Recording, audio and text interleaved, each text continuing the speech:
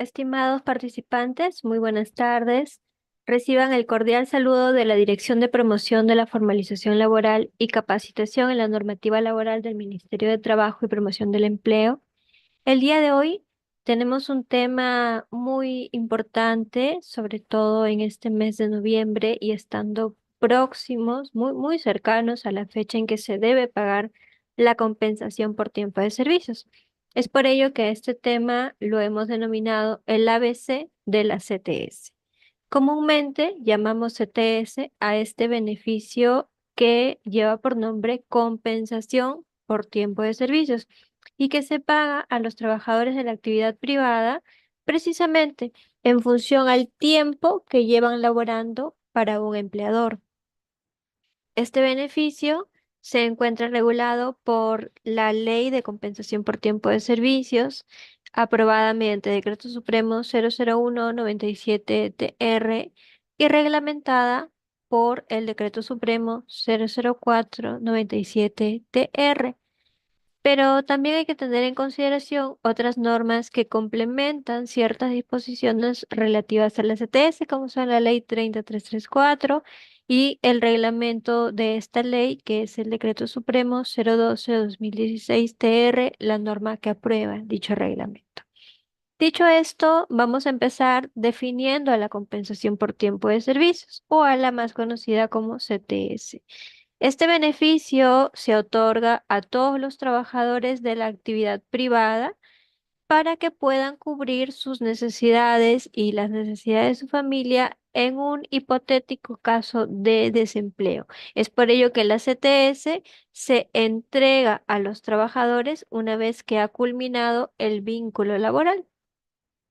Em, Ahora bien, ¿cuánto asciende este beneficio? Asciende a una remuneración por año de servicios. Para un trabajador del régimen general no hay un tope máximo de CTS en función del número de años de servicios que tiene laborando para el mismo empleador, se calculará una remuneración mensual por cada año. Esta remuneración mensual se deposita en una cuenta cerrada en favor del trabajador en dos partes. La primera parte, o dicho sea de paso, media remuneración mensual en el mes de mayo y media remuneración mensual en el mes de noviembre. Este beneficio se deposita en una cuenta intangible a nombre del trabajador. Por el momento, mientras haya vínculo laboral, el trabajador no tiene acceso a dicho monto. Dicho monto de la CTS se libera una vez que ha finalizado el vínculo laboral. Por eso se le conoce como una suerte de seguro de desempleo. Ahora bien, no todos los trabajadores de la actividad privada tienen derecho a la CTS. Es necesario cumplir tres requisitos para poder tener derecho a recibir compensación por tiempo de servicios. El primer requisito, ya lo dijimos, pertenecer al régimen laboral común de la actividad privada o al régimen laboral general. Existen regímenes especiales dentro de la actividad privada que pueden tener derecho a la CTS también. Ello dependerá de la ley que regula estos beneficios. Por ejemplo, la ley que regula el régimen laboral de las trabajadoras del hogar sí señala el derecho a una compensación por tiempo de servicio para estos trabajadores. Es el caso también de trabajadores de regímenes distintos, ¿no? Algunos regímenes distintos como actividad, el régimen de los artistas, por ejemplo. Ellos tienen derecho a la CTS, sí, pero el pago de la CTS se paga de manera distinta, regulada por sus propias normas que regulan su régimen especial, lo mismo que en el caso de construcción civil, en el caso de las pequeñas empresas también, ¿no? La CTS para estos trabajadores de pequeñas empresas se paga en función de 15 remuneraciones diarias por año. En el caso de las microempresas no hay derecho a la CTS, ¿no? Consecuentemente, los trabajadores que tienen derecho a la CTS son aquellos que perciben, que pertenecen al régimen laboral general o común de la actividad privada. Trabajadores que pertenezcan a regímenes especiales pueden tener derecho a CTS, sí, puede que no lo tengan también, dependerá de las normas que regulan dicho régimen.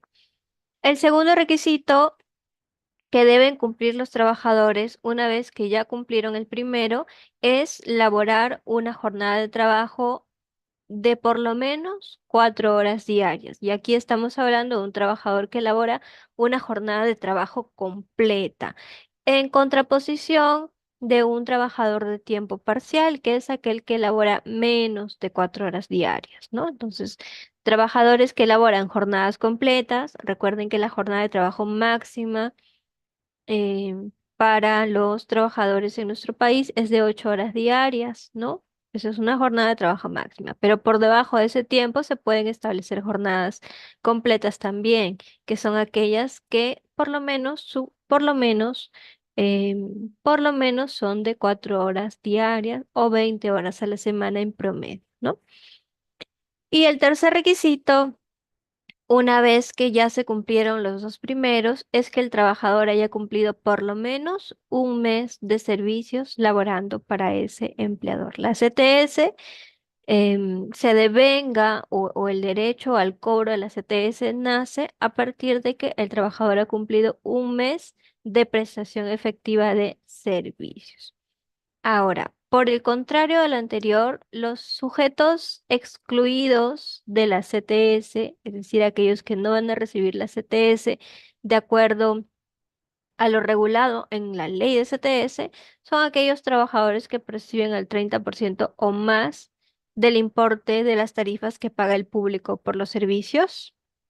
Es el caso de la comisión, el destajo y demás remuneraciones de naturaleza imprecisa que no se consideran tarifa, ojo, ¿no? Es el caso también de aquellos trabajadores que hayan suscrito convenios de remuneración integral anual. Estos trabajadores en particular han pactado con su empleador para recibir todas sus remuneraciones y todos sus beneficios sociales de manera acumulada, ¿no? De manera acumulada al inicio del año se cuantifica lo que recibiría el trabajador mes a mes y de acuerdo a las fechas que corresponde pagar los beneficios, se hace un fondo acumulado y se paga de manera prorrateada. Esa es la remuneración integral anual y es factible solamente para aquellos trabajadores que perciben una remuneración mensual no menor a 2 unidades impositivas tributarias, ¿no? Entonces, no es cualquier caso. Y por último, los trabajadores sujetos a regímenes especiales, que como ya lo habíamos adelantado, el hecho de percibir la CTS o de cómo se percibiría la CTS en su caso, o el hecho de no percibir la CTS va a depender de las normas que regulan la materia, ¿no? Entonces, recapitulando lo anterior, para que un trabajador tenga derecho a la CTS, debe laborar dentro del régimen laboral general de la actividad privada, cumplir una jornada de trabajo diaria de por lo menos 4 horas y tener como mínimo un mes de prestación efectiva de servicios. La CTS, como lo indicamos, se paga 2 veces al año, en el mes de mayo, dentro de los primeros 15 días, y en el mes de noviembre, dentro de los primeros 15 días de dicho mes.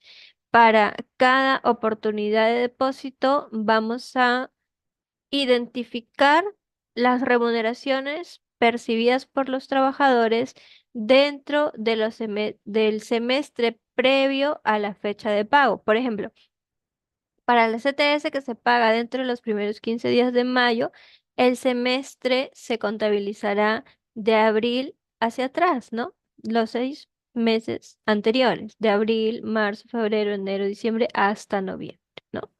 Y en el caso del STS de noviembre, que es la que está próxima a ser pagada, el semestre anterior al 15 de noviembre se contabilizará desde octubre hacia atrás, ¿no?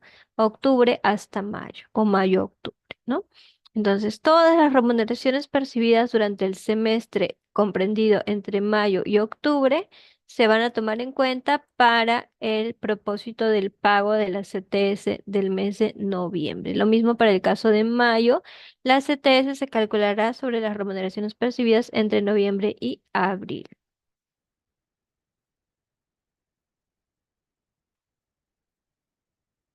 Una situación particular es el caso de la CTS trunca, que es aquella que ha venido contabilizándose para cualquiera de los dos periodos, pero el trabajador ha cesado antes de llegar a la fecha de pago de la CTS. Digamos que el día de hoy, 12 de noviembre, yo finalizo mi vínculo laboral y no he llegado pues a trabajar hasta el 15, que es la fecha en que me deben pagar mi CTS. Entonces, ¿qué corresponde pagarme si no llegué a la fecha de depósito? Me corresponde la CTS trunca, que es aquella que se va a contabilizar hasta la fecha en que el trabajador deja de laborar.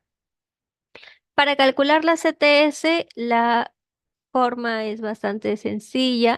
Simplemente tenemos que identificar todas las remuneraciones percibidas por el trabajador durante el semestre correspondiente a la fecha de pago y una vez identificado ese gran conjunto de remuneraciones a las cuales vamos a llamar remuneraciones computables porque ingresan pues al cálculo del beneficio. Esa remuneración computable la vamos a dividir entre 12 y su resultado la vamos a multiplicar por el número de meses que el trabajador ha elaborado durante el semestre correspondiente, ¿no? Entonces, si yo he elaborado los 6 meses anteriores a noviembre, que es la situación ideal, mi remuneración computable entre 12 la multiplico por 6, lo que me da como resultado media remuneración mensual para depositar al trabajador en el mes de noviembre. Si yo hubiera elaborado de repente solamente 4 meses, multiplicaré remuneración computable entre 12, lo multiplicaré por 4 meses, ¿no? ¿Qué me dará? Me dará pues un tercio de remuneración mensual, ¿no? Ahora, cuando hablamos de remuneración computable, habíamos señalado que em, en palabras sencillas, se puede definir como el conjunto de remuneraciones percibidas por el trabajador durante el tiempo de servicio, o sea, hablando por supuesto del semestre correspondiente, ¿no? Entonces, recordemos la definición de remuneración prevista en el artículo 6 del Decreto Supremo 0397-TR y en su reglamento, el cual señala que es remuneración para todo efecto legal el íntegro de lo que el trabajador recibe por sus servicios, ya sea en dinero o ya sea en especie, y cualquiera sea la forma o denominación que tenga, siempre que sea de su libre disposición, con las únicas excepciones del impuesto a la renta que se regula por sus propias normas, ¿no? Entonces, dentro de esta definición, podemos identificar que la remuneración es todo lo que el trabajador recibe a cambio de sus servicios. No importa cómo se le llame, llámese salario, emolumento, estipendio, quincena. Si quiere el empleador le puede poner gratificación, le puede poner aguinaldo, le puede poner regalos si quiere, ¿no? Si ese ingreso que el trabajador percibe proviene a cambio de sus servicios, es una remuneración. Y además puede pagarse en dinero o en especie. Muchos empleadores pueden optar por pagar al trabajador con productos de su propia empresa. Esos productos deben ser valorizados, ¿no? Valorizados según las condiciones del mercado actual, ¿no? Y fijarse dentro de la boleta que recibe el trabajador. Am, para que una, para que un ingreso del trabajador pueda ser considerado como remuneración, tenemos tres características, ¿no? La primera característica, ya lo dijimos, ese ingreso debe haberse obtenido a cambio del trabajo realizado. Además, este ingreso tiene que ser de libre disponibilidad del trabajador. El trabajador tiene derecho a decidir lo que quiera, lo que pueda, lo que desea hacer con su remuneración. Y además, este ingreso debe constituir una ventaja patrimonial, debe incrementar su patrimonio, ¿no? Para el cálculo de la CTS, em, vamos a tomar en cuenta aquellas remuneraciones que se perciban de manera regular por los trabajadores. ¿Qué quiere decir esto? Quiere decir que dentro del semestre computable, esas remuneraciones tienen que haberse percibido por lo menos en 3 oportunidades. Por ejemplo, las horas extras. em, por ejemplo, también las comisiones, ¿no? O ingresos extraordinarios, pero que provengan a partir de la prestación de servicios. En el caso de las horas extras, eh, claro, las horas extras no se van a recibir todos los meses, ni de manera fija, porque las horas extras provienen de una condición particular que es el trabajo en sobretiempo, lo cual, para no desnaturalizar la jornada de trabajo, debe efectuarse solamente de manera ocasional, ¿no? Entonces, las horas extras, para poder ser válidas e ingresar dentro del cálculo de la CTS, deben haberse percibido en 3 oportunidades. Por ejemplo, aquí, en el mes de mayo, que para su cálculo contiene el semestre que inicia en noviembre y finaliza en abril, la CTS. Em, para el cálculo de la CTS, las horas extras, así como cualquier otra remuneración extraordinaria, tiene que haber sido percibida por lo menos en 3 oportunidades, ¿no? Por ejemplo, aquí en el periodo de noviembre hasta abril se ha recibido en noviembre, en enero, en abril. Con esas 3 veces ya está, suficiente para considerarlas regulares. ¿Qué vamos a hacer? Vamos a sumar las horas extras percibidas durante los 6 periodos y su resultado lo vamos a dividir entre 6. Ese resultado va a ser el monto de horas extras que va a ingresar al cálculo de la CTS. Lo mismo en el caso de noviembre. Por ejemplo, aquí se recibió la hora extra en mayo, en junio y luego se recibió hasta octubre. Podría ser el caso que se reciba todos los meses, podría ser el caso que se reciba solamente 3 oportunidades o 4, 5, ¿no? Basta con que sean 3 veces que se han recibido este beneficio para ingresar al cálculo de, de la CTS.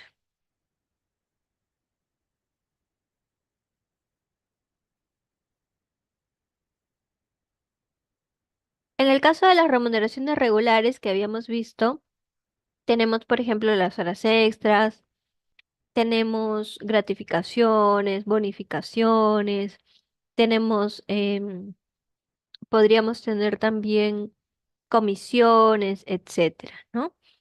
Ahora, la particularidad de las remuneraciones regulares es que no conocemos con anticipación que las vamos a recibir, porque provienen de circunstancias, pues, particulares, ¿no? Circunstancias que no son fijas en el tiempo. A diferencia de las anteriores, tenemos las remuneraciones periódicas, que son aquellas que sí sabemos que vamos a recibir. Por ejemplo, las gratificaciones. Sabemos que en julio y en diciembre siempre vamos a recibir gratificación. La periodicidad es fija, ¿no? En este caso en particular, su periodicidad es semestral. Cada 6 meses se recibe en la misma fecha las gratificaciones. Em, Ahí, por ejemplo, tenemos las remuneraciones de periodicidad semestral. Tenemos también remuneraciones de periodicidad superior a 6 meses, pero de hasta como máximo 12 meses, que por lo general son las remuneraciones anuales, ¿no? Por ejemplo, bonificaciones anuales, ¿no? Bonificaciones anuales, por ejemplo. Tenemos remuneraciones de periodicidad mensual, que son las más comunes, ¿no? La asignación familiar, por ejemplo, ¿no? La propia remuneración básica tiene una periodicidad mensual fija.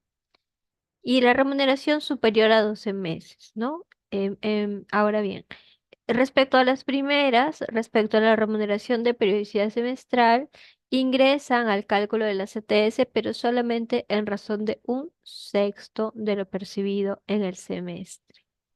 Si en cambio se trata de remuneraciones de periodicidad superior a 6 meses, la remuneración ingresa al cálculo de la CTS, pero en razón de un doceavo de lo percibido, ¿no? Por ejemplo, bonificaciones anuales.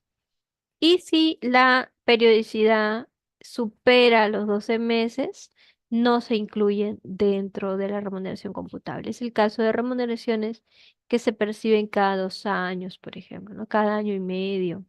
Se rompe la cadena de la periodicidad.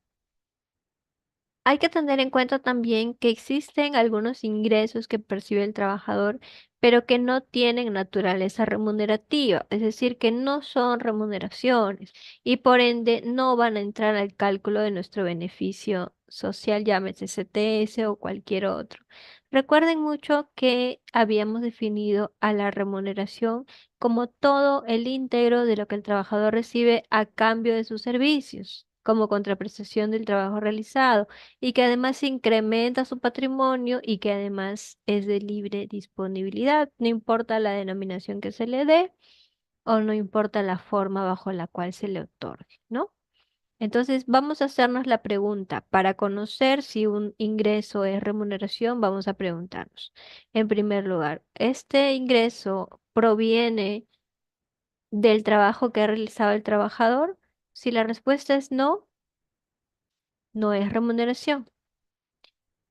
La respuesta es sí. Hagamos la siguiente pregunta. ¿Este ingreso que el trabajador ha recibido a cambio de su trabajo es de libre disponibilidad y además constituye ventaja patrimonial?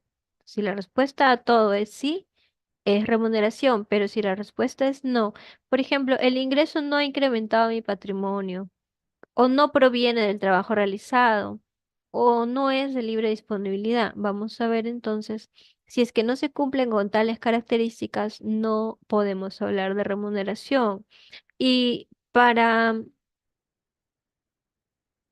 ayudar con esa diferencia entre remuneraciones y no remuneraciones, la ley de CTS en su artículo 19 ha incorporado un catálogo de ingresos que percibe el trabajador, pero que no tienen carácter remunerativo. ¿Por qué? A veces porque no incrementan su patrimonio, porque no son de libre disponibilidad, porque no provienen a cambio del trabajo realizado y otras veces simplemente porque la ley así lo ha señalado. Por ejemplo, las gratificaciones extraordinarias u otros pagos que perciba el trabajador a título de liberalidad.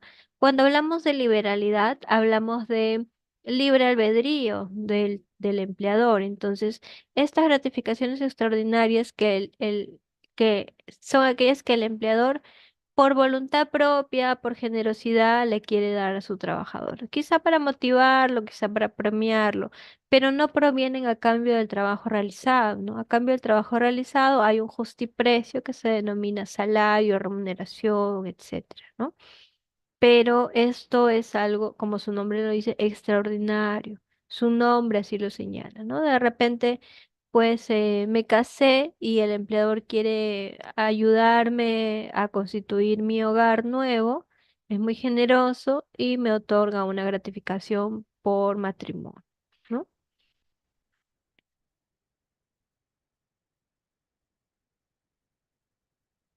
De repente, soy una persona que está estudiando, muy buena trabajadora y no tengo la posibilidad de pagar una maestría, un, o la educación que quisiera, ¿no? Y el empleador ve que me quiere apoyar, me otorga una gratificación quizá, ¿no? Por ese motivo. Son gratificaciones extraordinarias, una sola vez, ¿no? Así tenemos también los pagos ocasionales en materia de convenio colectivo o aquellos aceptados en procedimientos de conciliación o mediación o establecidos por resolución de la autoridad administrativa de trabajo o por laudo arbitral, ¿no? Estos pagos no son remunerativos. Tenemos también el caso de la bonificación por cierre de pliegos, ¿no? Hay esta, em, se trata pues de el proceso de negociación colectiva. A veces no hay un consenso entre empleador y trabajador respecto a cuándo, respecto a cerrar esa negociación, ¿no? Y ninguno de los dos quiere dar un brazo a torcer. Entonces el empleador, en muchos casos, para motivar un poco a que la actitud de los trabajadores que están negociando sea un poquito más abierta para aceptar la posición del empleador, otorgan una bonificación por cierre de empleo, digamos, para que se animen a concretar la negociación más rápido, ¿no? Entonces, ese concepto tampoco proviene a cambio de sus servicios, em, no es un concepto remunerativo entonces, ¿no? Luego tenemos las utilidades de la empresa, bajo cualquier forma, sea pues utilidades voluntarias o sea utilidades obligatorias, ¿no? Tenemos las condiciones de trabajo, el costo o valor de las condiciones de trabajo. Recordemos que las condiciones de trabajo son aquellos gastos que deben realizarse necesariamente para que el trabajador pueda realizar su trabajo. Por ejemplo, si voy a contratar una persona para que se encargue de limpieza de las ventanas de un edificio en un piso 15, piso 20, obviamente voy a necesitar equipos de protección personal, casco, arneses, botas, guantes, bloqueador solar, andamios, ¿no? Entonces, esas son condiciones de trabajo que yo le tengo que proporcionar al trabajador, ¿no? El trabajador eh, no puede ni económicamente ni materialmente hacerse responsable por ello, ¿no? Entonces, estos ingresos que se le otorgan al trabajador no son en dinero, son más bien en especie, ¿no? Le entrego un casco, le entrego los arneses, le entrego las botas, le entrego, ¿no? No son de libre disponibilidad. El trabajador no puede salir y venderlo para agenciarse de dinero. No, más bien son para que pueda realizar el trabajo que se le está encomendando, ¿no? Entonces, esa es la gran diferencia. Luego tenemos la canasta de Navidad o similares, ¿no? Similares, la canasta eh, por Día de la Madre, quizá por Día del Padre, quizá por Día de la Secretaria. El vale de pavo es un similar, ¿no? El vale para canjear productos son similares a la canasta de Navidad, ¿no? O digamos análogos. O de repente el Día del Abogado, un vale de comida, qué sé yo, ¿no? Similares. Tampoco son ingresos de carácter remunerativo. Luego tenemos el valor del transporte supeditado a la asistencia al centro de trabajo y que razonablemente cubre el traslado. Tenemos la asignación o bonificación por educación, siempre que sea un monto razonable, debidamente sustentado, ¿no? Un poco lo habíamos ejemplificado antes, ¿no? La asignación o bonificación por cumpleaños, matrimonio, nacimiento de hijos, fallecimiento y aquellas de naturaleza semejante, aquellas que se abonen a los trabajadores con motivo de celebración de determinadas festividades de los trabajadores, de repente aniversario de su sindicato, etcétera. Ahí podría estar también aniversario de la empresa, ¿no? Luego, los bienes que la empresa otorga a sus trabajadores de su propia producción en cantidad razonable para su consumo directo y de su familia. Digamos pues que es una fábrica de galletas, de helados, ¿no? Entonces, como parte de los beneficios que le otorga al trabajador, cada mes, pues una cajita de qué sé yo, ¿no? De helados, de galletas, etcétera, ¿no? Entonces, un monto razonable para consumo directo, ¿no? Luego tenemos el monto que se otorga para el cabal desempeño o con ocasión de las funciones, ¿no? Por ejemplo, se le otorga de la caja chica a a un trabajador para que pueda llevar a comer a, a potenciales clientes, por ejemplo, ¿no? O para cerrar algún trato con un potencial cliente, tienen que ir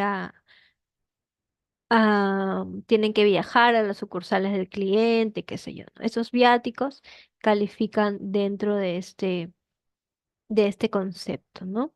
O también puede calificar como condición de trabajo, ¿no? Como es el caso, un caso muy claro. Entonces, si el empleador me otorga a mí la función em, de viajar a determinada ciudad o de repente fuera del país para que yo actúe en representación de la empresa y en beneficio de los intereses de la empresa, y lleve a comer a los futuros clientes potenciales, etcétera, no, claro, me tiene que pagar mínimamente el pasaje de avión, los viáticos de estadía, ¿no? Lo que vaya a gastar para agasajar a los clientes, para convencerlos, etcétera, ¿no? Em, son responsabilidades del empleador que conocemos como condiciones de trabajo. Entonces, son conceptos que no ingresan al cálculo de la CTS. Aquí tenemos a modo de ejemplo algunos algunos conceptos y evaluamos si es que califican como remuneración computable o no. La remuneración básica, qué duda cabe, sí es un concepto computable. La asignación familiar también tiene naturaleza remunerativa. Las gratificaciones legales, que son aquellas que se pagan en julio y diciembre, también.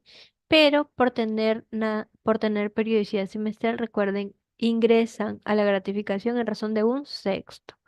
Dividimos la gratificación legal del periodo entre 6 y lo que ingresa al cálculo de la CTS es un sexto de esa gratificación. Por el contrario, la gratificación extraordinaria no ingresa a la CTS, por lo que habíamos visto inicialmente en el artículo 19 de la CTS, ¿no? Luego tenemos apoyo económico por enfermedad, no ingresa, ¿no? Esto es una liberalidad. Los empleadores no están obligados a otorgarlo, ¿no? Tenemos las liberalidades, ¿no? Obviamente no ingresan. Apoyo económico por alza de pan, producto de una convención colectiva, tampoco sería un concepto computable. El reintegro de utilidades de un año anterior, ordenado por laudo arbitral, tampoco, tampoco ingresaría. Recuerden que lo tenemos por aquí, ¿no? Lo tenemos por aquí, ¿no? Pagos ocasionales en materia de convención colectiva, conciliación, mediación o laudo arbitral. En los equipos de protección personal, por supuesto, no ingresan, así como la alimentación diaria. En ambos casos tenemos condiciones de trabajo. Las utilidades legales no ingresan tampoco, así como las voluntarias tampoco ingresan. Una bonificación por productividad anual que está directamente vinculada con la prestación de servicios sí ingresa. Ingresa en razón de un doceavo de lo percibido en el periodo, ¿no? Canasta por el Día del Padre, vale por el Día del Padre, no ingresan por ser equivalentes a la canasta de Navidad, ¿no? Luego tenemos el valor del transporte supeditado a la asistencia, no ingresa. Una bonificación anual por buen desempeño, sí ingresa, ¿no? En razón de un doceavo. Asignación por cumpleaños, por aniversario de sindicato, viáticos, CTS, no ingresa, ¿no? Tenemos subsidio por maternidad, subsidio por lactancia u otros que otorga de salud, no son conceptos remunerativos tampoco, ¿no? Ahora, comisiones regulares, horas extras, sí, por supuesto, ¿no? Siempre que sean regulares. Horas extras no regulares, no ingresa, ¿no? Entonces, a modo de ejemplo, ¿no? Ahí lo tiene. Una vez que hemos podido identificar los ingresos de los trabajadores, remunerativos y no remunerativos, tenemos que tener en cuenta el tiempo de servicios computable dentro del semestre correspondiente. ¿A qué llamamos tiempo de servicio computable? Llamamos pues a aquellos días que se van a considerar para el cálculo de la CTS. Recuerden que la CTS se paga en función de los días laborados o de los meses laborados por el trabajador, ¿no? Entonces hay que saber qué días se consideran como laborados. En principio son aquellos que se elaboran de forma completa de acuerdo a la jornada del trabajo, ¿no? Pero también tenemos excepcionalmente algunos días en que el trabajador no asiste a laborar, pero a pesar de ello sí se consideran para el cálculo de los beneficios sociales, el caso de la CTS. Por ejemplo, las inasistencias motivadas por accidentes de trabajo o motivadas por enfermedades profesionales o, bueno, siempre que estén debidamente comprobadas, ¿no? En ambos casos, hasta por 60 días al año. Esto es importante, ¿no? Hasta por 60 días al año. Los días de descanso prenatal y postnatal, es decir, el descanso por maternidad, esos 98 días se consideran también como computables. Los días de suspensión de la relación laboral con pago de remuneración por el empleador, es decir, una licencia con goce de remuneraciones, también se considera computable. Los días de licencia sindical, de acuerdo a la Ley de Relaciones Colectivas, también se considera efectivamente laborados. Son días, recuerden que el trabajador no labora, pero aún así se consideran como efectivamente laborados, por lo que la CTS también se paga en función de dichos días. Los días que por el contrario no sean laborados por el trabajador se van a considerar como descuento de esa CTS, ¿no? Se van a descontar el cálculo de esa CTS.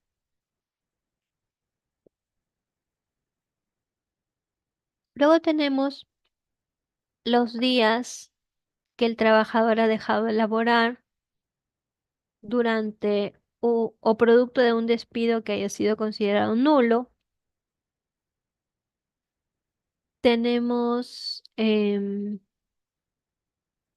también los días en que el trabajador no puede laborar porque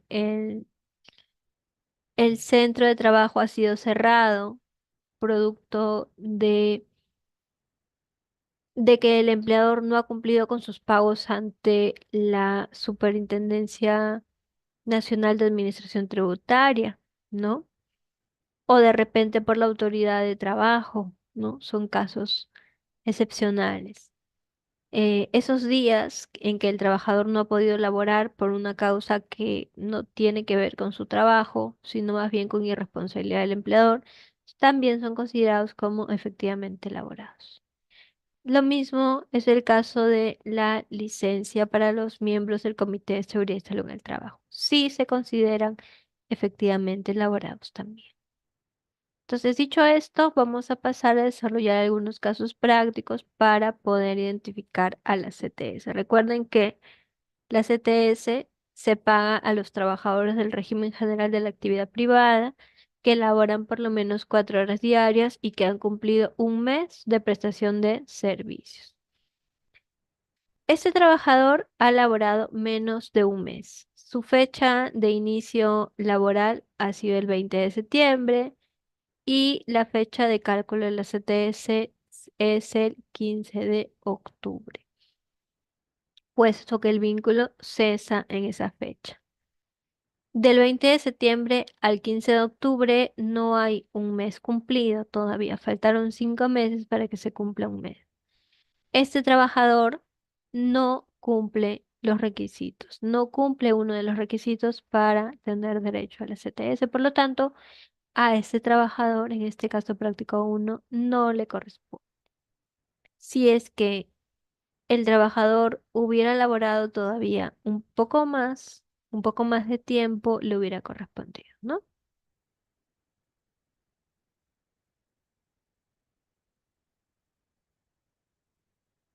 Vamos al siguiente caso. El trabajador percibe una remuneración fija y ha laborado el semestre completo. La remuneración es de 1.800 soles. percibe una asignación familiar, ¿no? De 102.50. Este trabajador percibe movilidad supeditada a la asistencia al centro de trabajo. Recuerden que es un concepto no remunerativo, por lo tanto, no lo incorporamos al cálculo de la remuneración computable. El trabajador percibió 900 soles de gratificación en julio de ese semestre, por lo tanto, ingresa un sexto de la gratificación a la remuneración computable. Recuerden, es una remuneración de periodicidad semestral, ¿no? 900 entre 6, 150. Entonces, para hallar la remuneración computable, sumamos estos ingresos percibidos por el trabajador.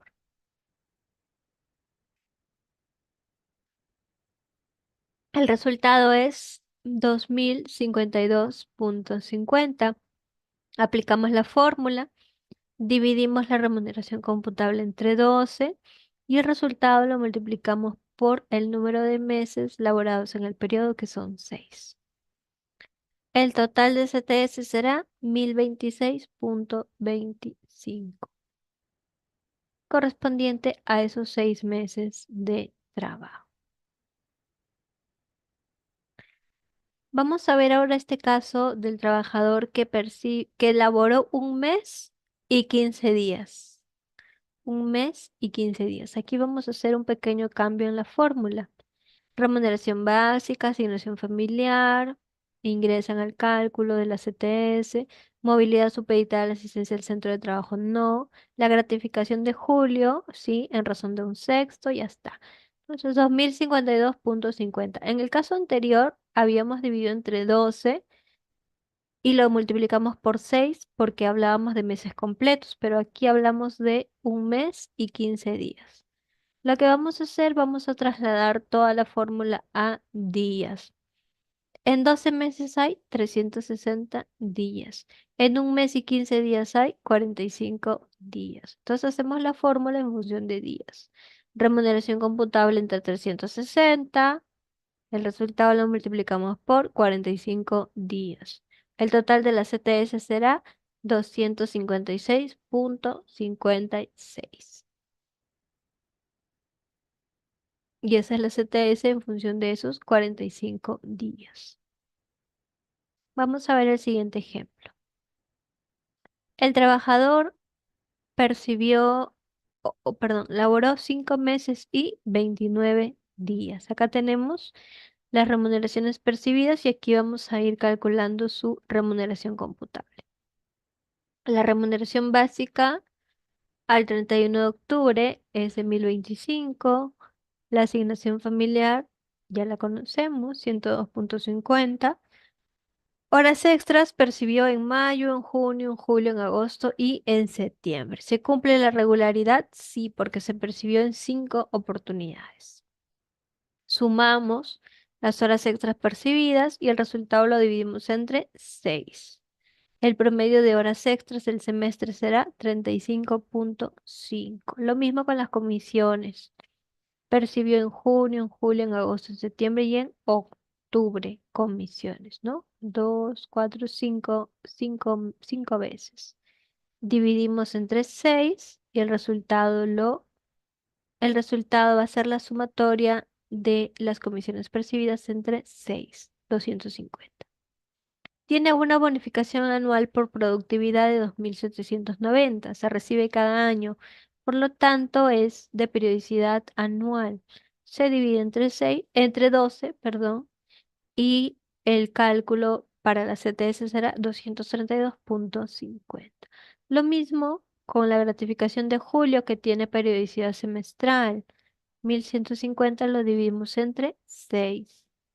Y ya está, 191.67. Sumamos todos los conceptos, remuneración básica, asignación familiar, promedio de horas extra, promedio de comisiones, doceavo de bonificación anual, sexto de gratificación, y determinamos una remuneración computable de 1.837.17.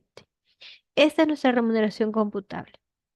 Ahora podemos hacer el cálculo en función de 5 meses y luego de 29 días, o podríamos hacer una sola vez todo en función de 5 meses por 30 son 150 meses, 179 meses. No vamos a hacerlo de la primera forma para hacerlo por partes.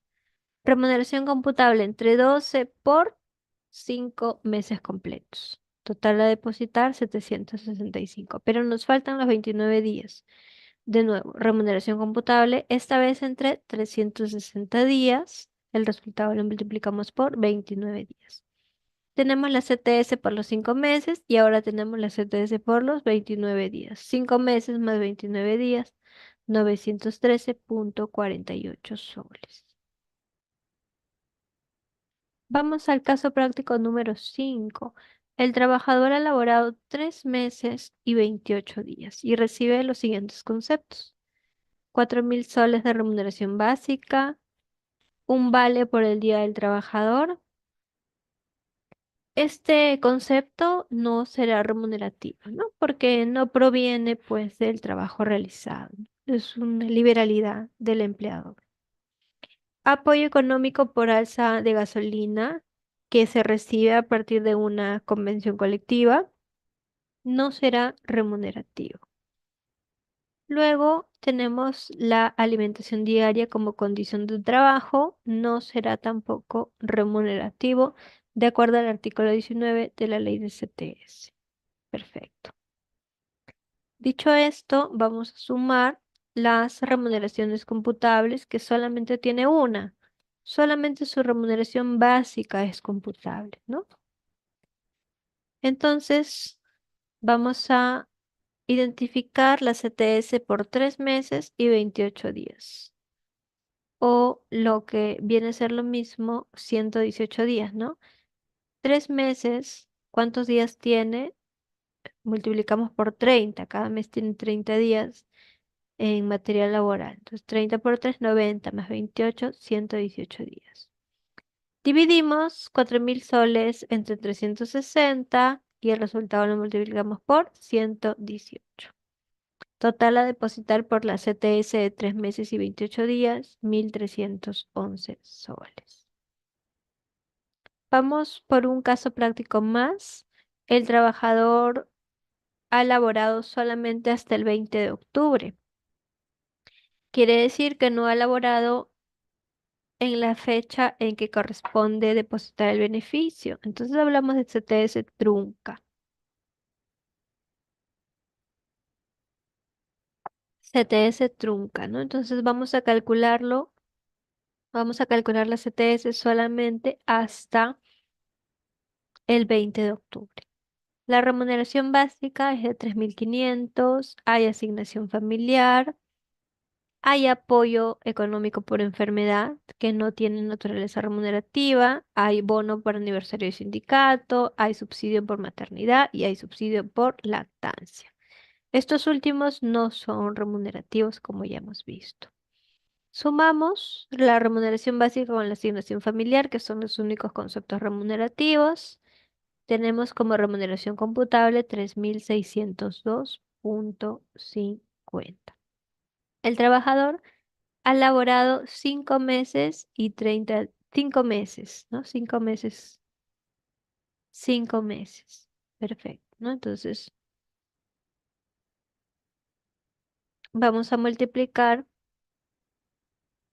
vamos a multiplicar la remuneración, perdón, vamos a dividir la remuneración computable entre 360 y el resultado lo vamos a multiplicar por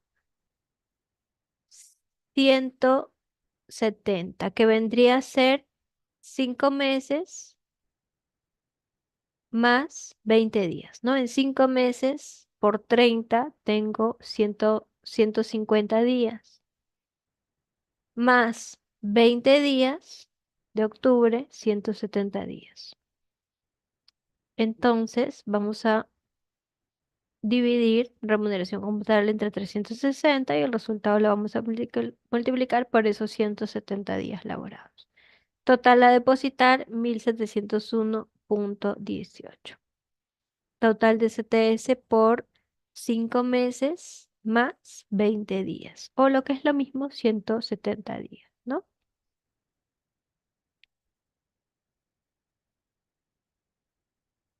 Vamos con el último ejemplo.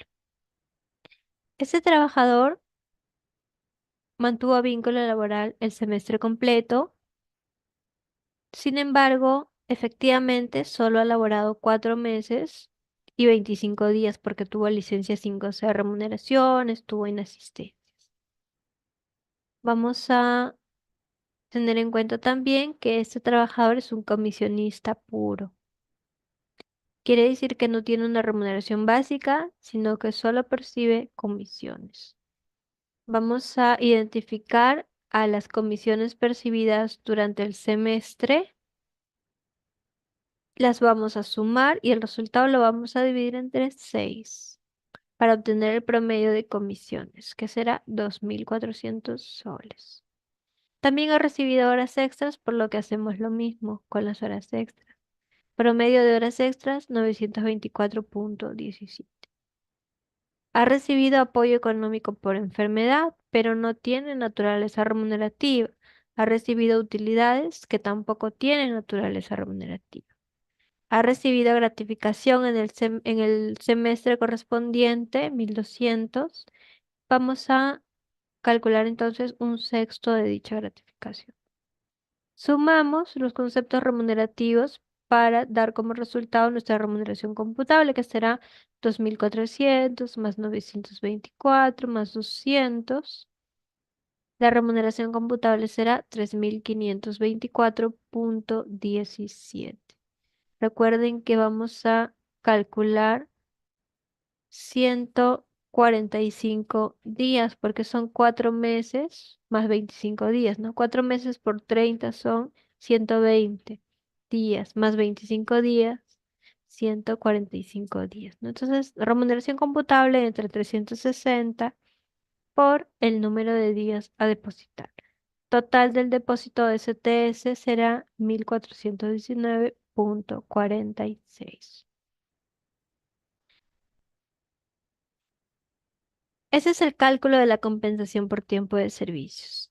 Ahora, hay que tener también en cuenta que la CTS no se entrega directamente al trabajador, sino que la CTS se deposita en una entidad bancaria em, autorizada por la SBS para custodiar la compensación por tiempo de servicio de los trabajadores. Para ello, el trabajador tiene derecho de escoger cuál va a ser la entidad que va a resguardar su CTS. Por ende, cuando el trabajador ingresa a prestar servicios, el empleador tiene que preguntarle em, cuál va a ser su depositario para su CTS. Tiene que preguntarle a través de un formato de declaración jurada.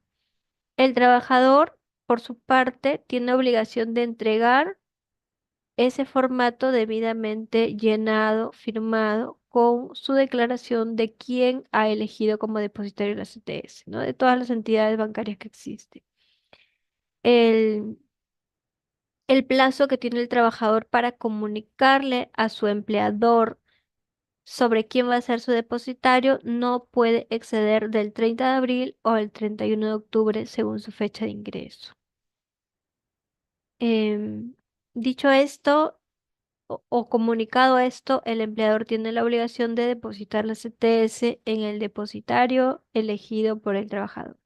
Y en el caso hipotético de que el trabajador no hubiera cumplido con informar, con comunicar, no hubiera elegido quién va a resguardar su CTS, el empleador elegirá entre los depositarios que domicilian en la provincia donde se encuentra ubicado el centro de trabajo, bajo el tipo de cuenta y moneda en que deberá efectuarse el depósito más largo posible, ¿no? Es posible cambiar de depositario en cualquier momento, sí, para lo cual el trabajador simplemente tiene que comunicar a su empleador de su decisión de trasladar el depósito de la CTS, ¿no? Para ello, el empleador tiene un plazo de 8 días una vez recibida la solicitud del trabajador para cambiar de depositario. En este plazo de 8 días debe comunicarse con el depositario para que este último, dentro de los 15 días de notificado, se comunique con el nuevo depositario elegido y haga el traslado correspondiente. En cuanto al plazo para depositar la CTS, recuerden que son los primeros 15 días de mayo y los primeros 15 días de noviembre. Por lo tanto, el último día de depósito de la CTS es el 15 de mayo y el 15 de noviembre, que ya está muy, muy próximo, ¿no? En el caso particular de la CTS, si el 15 de noviembre fuera un día feriado, o un día inhábil, se puede hacer el depósito dentro del primer día hábil siguiente a esa fecha. Pero en realidad el 15 de noviembre no es un día feriado hasta el momento, ¿no? Hasta el momento. ¿Podría ser declarado inhábil por alguna circunstancia de contexto? Sí, podría ser el caso, pero por el momento no se le ha asignado esa particularidad, ¿no? Em, Ese es el plazo para efectuar el depósito, pero además del depósito, el empleador tiene que entregar al trabajador dentro de los 5 días hábiles siguientes la hoja de liquidación de CTS, la cual va a contener la explicación de cómo se ha calculado esa compensación por tiempo de servicios, así como los datos de la entidad que custodia su CTS, ¿no? Ahora, cuando el empleador quiera, o mejor dicho, cuando el trabajador finalice su vínculo laboral con este empleador, debe recibir la constancia de liberación del CTS, o como también se le conoce, la constancia de cese, para que con ese documento acredite que ya no hay vínculo laboral y pueda acudir a su entidad que resguarda su CTS a rescatar esa CTS, ¿no? En algunos casos el empleador demora o niega entregar la constancia de cese, en cuyo caso el trabajador puede acudir a la SUNAFIL, ¿no?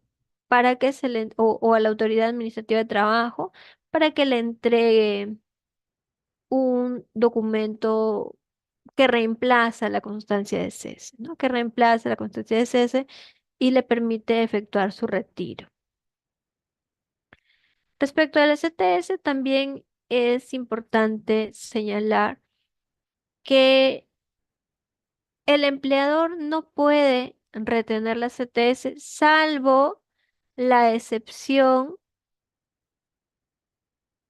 del caso en que haya un juicio por alimentos y así se lo haya ordenado el empleado, perdón, el juez, ¿no? Otra situación excepcional en la cual se puede retener la CTS es cuando el trabajador ha sido despedido por falta grave que origina perjuicio económico al trabajador, perdón, al empleador, ¿no? Entonces, bajo esa circunstancia muy particular, el empleador puede retener la CTS con la obligación de iniciar la acción judicial de daños y perjuicios contra el trabajador.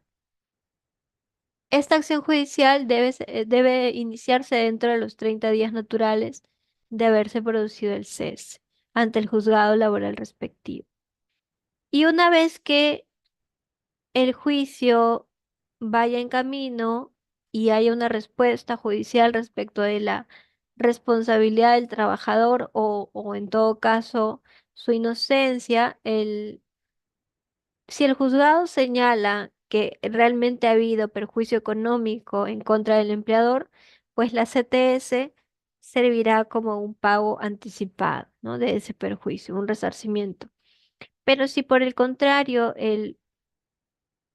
el juzgado señala que no ha habido perjuicio económico, entonces el empleador deberá inmediatamente liberar la CTS y pagar al trabajador una indemnización por retención indebida de su CTS. Lo mismo es el caso si el empleador no llega a iniciar las acciones judiciales contra el trabajador, ¿no? El trabajador podrá iniciar un proceso judicial por retención indebida de la CTS para que se le pague su beneficio más los intereses correspondientes.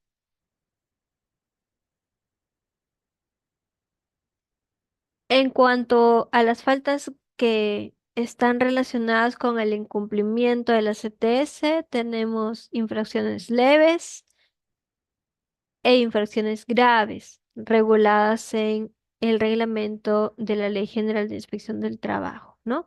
Infracción leve es aquella de no cumplir con entregar la hoja de liquidación de CTS o no entregar la constancia de cese o no entregar las boletas de pago correspondientes.